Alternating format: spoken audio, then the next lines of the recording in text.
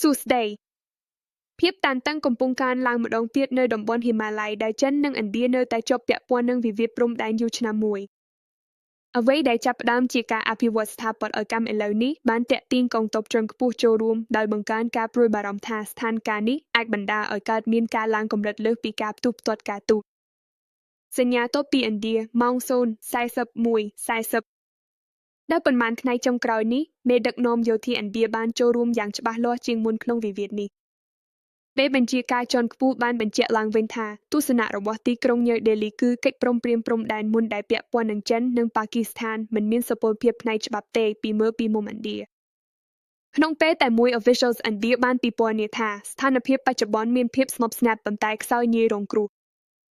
ការរួមបញ្ចូលគ្នានៃភាសាដែលរឹងមាំនិងសម្លេងប្រុងប្រយ័ត្ននេះបង្ហាញថាឥណ្ឌាមិនចង់រកការប៉ះទង្គិចភ្លាមទេប៉ុន្តែត្រៀមខ្លួនសម្រាប់សកម្មភាពប្រសិនបើស្ថានភាពនៅលើដីមានការផ្លាស់ប្ដូរ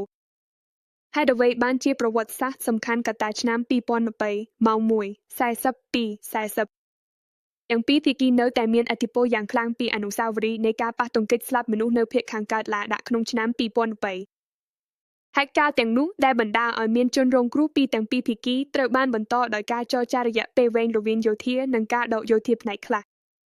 ប្រវត្តិសាស្ត្រនេះបានបង្កើតបរិយាកាសដែលមានភាពងាយរងគ្រោះខ្លាំងដែលសូម្បីតែចលនាឬការយល់ច្រឡំតិចតួចក៏អាចបណ្ដាលឲ្យមានប្រតិកម្មខ្លាំងបានរបៀបដែលហេតុការណ៍តូចអាចកើតឡើងដល់កម្រិតធ្ងន់ធ្ងរម៉ោង 2:43:40 អ្នកវិភាគបានព្រមានអំពីហានិភ័យសំខាន់ពីរចំណុចហានិភ័យដំបូងគឺជាការប្រទះឃើញដោយចៃដន្យឲ្យរវាងកងយាមដែលដំណើរការជិតបន្ទាត់គ្រប់គ្រងពិតប្រាកដដែលទីតាំងភូមិសាស្ត្រនិងអាកាសធាតុបង្ហាញពីការរឹតបន្តឹងក្នុងការទំនាក់ទំនងហានិភ័យទី2គឺការសងសឹកផ្នែកនិមិត្តសញ្ញាដែលសកម្មភាពនៅតំបន់មួយអាចនាំឲ្យមានវិធានការឆ្លើយតបនៅតំបន់ផ្សេងទៀតនៅក្នុងតំបន់ហេម៉ាឡាយការបំពានសម្ពាធមិនស្ថិតនៅតែតំបន់មួយទេភាពតានតឹងនៅក្នុងបឹងមួយជាញឹកញាប់ត្រូវបានបន្តទៅតាមព្រំដែនទូលំទូលាយតើសង្គ្រាមអាចកើតមានពេកតាវីតម្លៃហានិភ័យម៉ោង 3:44:40 អ្នកជំនាញភាគច្រើនយល់សរុបថាសង្គ្រាមពេញមួយកម្រិតនៅតែមានឱកាសកើតមានពេកនៅដំណាក់កាលនេះចិននិងឥណ្ឌាត្រូវបានដឹងថាការប្រយុទ្ធបើកជំហរនឹងនាំឲ្យមានថ្លៃដ៏ខ្ពស់ទាំងសេដ្ឋកិច្ចការទូតនិងនយោបាយទោះបីជាឱកាសកើតមានពាបក៏ដោយក៏មិនមានន័យថាហានិភ័យគ្មានទេវិវាទព្រំដែនដែលបណ្ដាលមកពីសំណងហេដ្ឋារចនាសម្ព័ន្ធនិងការតាំងទីតាំងអាចអភិវឌ្ឍទៅយ៉ាងបន្តបន្ទាប់ដែលធ្វើឲ្យការឡើងកម្រិតកាន់តែពិបាកទស្សនាសញ្ញាសំខាន់ដែលត្រូវតាមដានម៉ោង 4:45:30 អ្នកសង្កេតការណ៍កំពុងតាមដានយ៉ាងជិតស្និទ្ធលើសូចនាករ3សូចនាករដំបូងគឺថាសកម្មភាពសាងសង់នឹងថយចុះឬបន្តពង្រីកសូចនាករទី2គឺថាការពិភាក្សាទូតយោធាដ៏ខ្ពស់នឹងចាប់ផ្ដើមឡើងវិញដើម្បីគ្រប់គ្រងភាពតានតឹងឬអត់សូចនាករទី3គឺថាធាតុវឌ្ឍនភាពតំបន់ជាពិសេសការចូលរួមរបស់ប៉ាគីស្ថាននឹងក្លាយជាកត្តាសំខាន់ក្នុងវិវាទនេះឬអត់